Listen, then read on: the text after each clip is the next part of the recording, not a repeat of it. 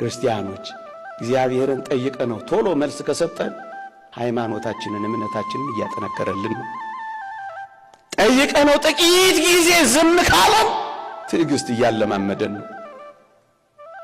ጠይቀነው ጭራሽ መልስ ካልሰጠን አትጠራጠሩ፣ ጠልቶን ሳይወደን ቀርቶ ረስቶን ሳይኖር ቀርቶ የሌለ ሆኖ አይደለም፣ የተሻለ እያዘጋጀልን ስለሆነ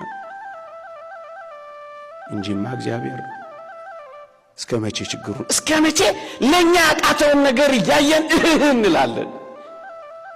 ላንተ የሚያቅት ነገር የለም ተብሎ ነው የተጻፈው። ምን ያቅተዋል እግዚአብሔር? ክርስቲያኖች ተስፋ በማይቆረጥበት እግዚአብሔር ተስፋ እየቆረጠን ለምን ሰይጣንን ደስ እናሰኘዋለን? እንደውም ቅዱስ ዮሐንስ አፈወርቅ አንድ ውሻ አንተ ምግብ ስትበላ አጠገብ ቢቀመጥ ከምግብህ እያነሳ ብትሰጠው ውሻው አንድ ጊዜ ስላጎረስከው ርቆ የሚሄድ እንዳይመስልህ ጠግቦም የሚነሳ ይሆናል ብለህ እንዳትገምት። በሰጠው ቁጥር ወደ አንተ ነው የሚጠጋው። ሰይጣንም እንደዚህ ነው። አንድ ጊዜ ስታናረርለት የበለጠ ነው ወደ አንተ የሚቀርበው። እናም ይላል አምላክህን እያመሰገንከው ሰይጣንን በረሃብ ቅጣው ይላል።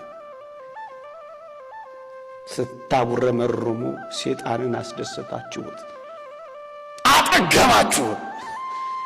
አሁን ምን ያህል የጠገበ አይመስላችሁም? በኢትዮጵያና በመላው ዓለም ምሬት፣ ማጉረምረም፣ ምስጋና ሲጠፋ